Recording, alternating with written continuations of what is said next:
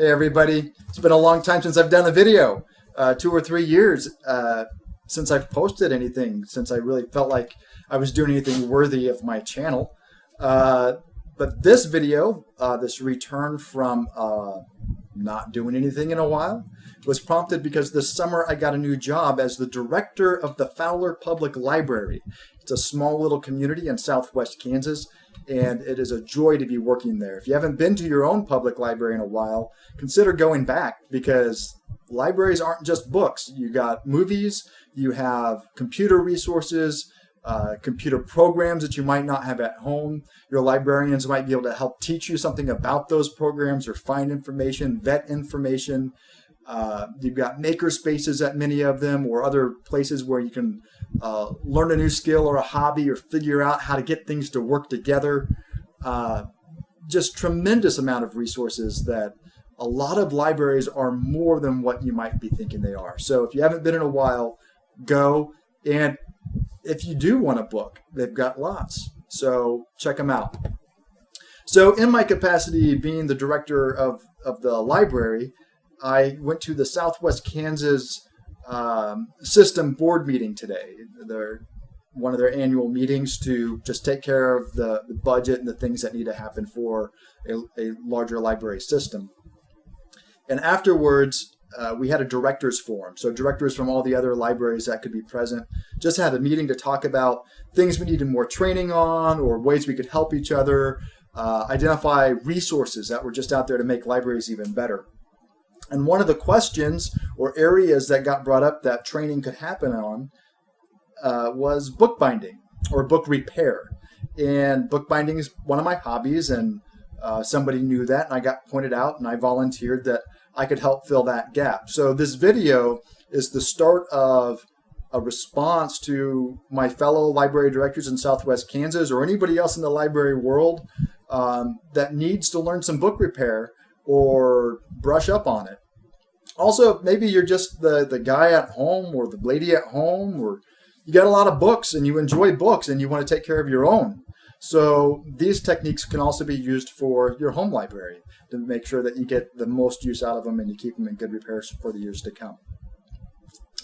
When you're getting ready to consider repairing a book, there are 3 questions that I would like you to consider.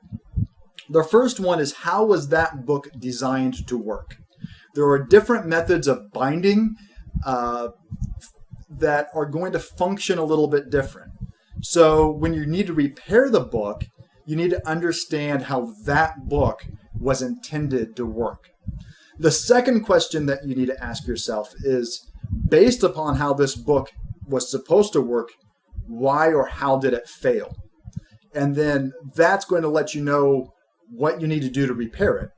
And then your third question is, comparing the repair cost and the time that it's going to take to repair that book, is that going to justify the repair versus getting a new copy? The book that I'm going to be working on today, I did a quick search on it. I knew that this would be a worthy repair, but just to check. To replace this hardback book in a new copy is going to cost $22. To get a used copy in fair to good condition, looking online, is going to cost me about $10. This repair is going to cost cents, and it's not going to take too long. So considering the repair cost and the time investment, it is a worthy repair for this particular book. So this is a book that's bound in the same style that I'm going to be repairing. And it is a casement book, a sewn signature text block. There's a lot of different ways somebody might refer to this. It's a very common style for a hardback book. What happens when this book is made is that the signatures, or the individual segments of the book, are all sewn together, and it becomes one unit. The spine of the book gets glued, it gets firmed up. Then the case of the book, the backboard, the spine, the front board, they're made as a separate unit, and then the two are put together. The spine of these books are hollow all the way through. So when you open them up, there's room for the book to move. They can lay flat. It's a very common way that books are put together. When this book opens, you can see right here where the board meets the text block, it hinges really nicely. And it's smooth, it's tight, and it's held together. That's important for how these books function. The book that I'm repairing today, on one side that hinge is good. It opens and functions the way it should. On this side, you can see it's sloppy. That hinge right here, that hinge is pulling away, and it's not working the way that it should. So I want to tighten that up. Now there's two ways that I can do this. One is I can deconstruct this whole book, put in some new fabric and things to reinforce the spine, and that's a big process, huge mess. You don't want to do that if you don't have to. The second is I can re-glue along this hinge to firm that back up and put the pieces back together the way they should. So what do you need to complete this? Some pretty simple products. So for me, for this book, or these types of repairs, I use just these bamboo barbecue skewers. They're inexpensive. I could get a pack of 100 of these for like $1.50. So I use those. What you need, in essence, is something that's going to be small enough to be able to get down into the hollow of the book to get glue down in there, which means it needs to be over half the length of your book so you can come in from both ends. Small diameter. If you don't want to go get, little skewers, you could use a knitting needle or maybe a crochet hook on one end if it's a small one. These work great. If you're familiar with some book repair shops and things like that, and they sell little book repair sticks or things like that, they're not worth your money for what they're charging you for what you get. Go get yourself a pack of barbecue skewers, 100 of them for $1.50 at the grocery store. Good deal. The second thing that you're going to need is something to clamp and hold this book back together when it's done. Again, a very simple solution for this. I've got a pack of just postal size rubber bands. Again, it's like $1 for an entire pack. And I just need about 3 or 4 of these. So far, our cost is about $2.50, and they're reusable supplies. Then you're going to need a glue.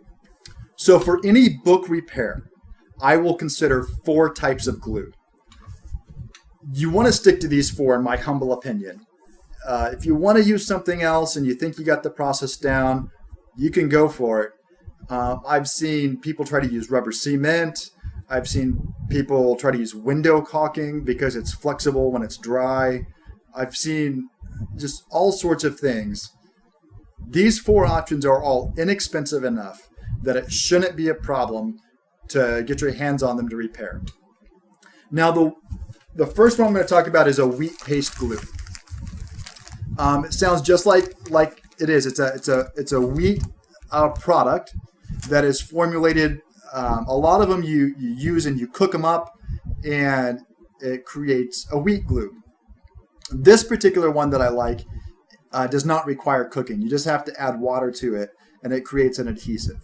Now, I only use wheat paste glue for a couple of different types of projects. One is if I'm using an old book that I want to maintain the historical integrity of that binding process, because wheat paste glue is the oldest type of glue that's really available. The second is if I'm doing a new binding in leather, and I want to use wheat paste glue with that leather. So other than that, I won't use wheat paste glue because there's critters that like to eat it, and that's a reality. So for this book, it's not a historical book. There's no leather on it. So why introduce the risk that wheat creates with insects and bugs and things that get into the books? So it's a good glue in its right place, but not for this one. The second one, which I would say is acceptable if you're really pinching your pennies, is Elmer's Glue Wall. Elmer's Glue Wall is basically a PVA glue, but it's formulated a little bit different. It's going to be safe to use on your paper and all of those things. And so it's an okay option, but still not the best. The next better option, and actually the next two I would say are equal in value, is a true bookbinding PVA glue. And you can get it through a number of different places. One of my favorite online places to get it is hollanders.com. I'll leave a link below. They're not paying me or anything, but Hollanders, if you happen to see this video, you can always send me some stuff and say thanks. But I get a lot of my bookbinding and book repair supplies through them because I found that they have great customer service, good prices, all those good things. So a plug for them because they're just a great company to work with. So you can get a PVA glue, which is better than just going with your Elmer's Glue Wall. Now this is different from your school glue, so bear that in mind. The fourth option, and again I would say that this is pretty equal to the PVA glue, is a DemCo product called Norbond. The label on this one's rubbed off, and this is what I'll be using today. Again, this is a book binding specific adhesive that is a really good quality. So if you like DemCo products, Norbond is a good way to go. So another thing that I use, that I'll be using on this book in particular, and I'll show you why, is to have brushes. Now my preferred way is to use a flat brush like this because it's very easy for me to get a wide area of gluing done and control the glue. Sometimes a round brush is better. It really comes down to your preference of not getting a brush that's too big and one that you're comfortable using. In this particular book, on the ends of these books are called the headbands. And on this side, the headband's fine.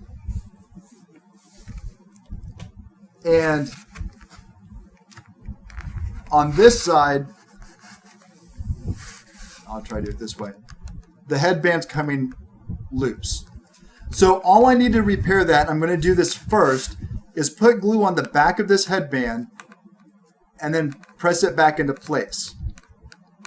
Now I want to be careful that I don't get squeeze out from this headband. If you notice, the spine of this book is hollow. You want to keep it hollow. You don't want to close your book and end up gluing that spine to your headband. So that's where a brush comes in handy. If you don't want to use a brush, then the barbecue skewers have these points on them, and I would use that point to get the glue exactly where I need it. Okay, so I just get a little bit of glue on my brush. It doesn't take a whole lot. Okay, so I got some glue on there, and I'm just going to press and hold it there for a little bit of time to just kind of get it to stick onto the edge of the text block. Very simple. Now I'm just going to get some glue on the end of my skewer. I'm going to be holding my spine open. Careful again not to get glue on the inside of the hollow. And so you're probably not going to be able to see this very well in the video, but I'm going to get my skewer in there, start in the middle, and I'm going to rub it along where the hinge is, where this paper should be glued down to the board, not into the spine area.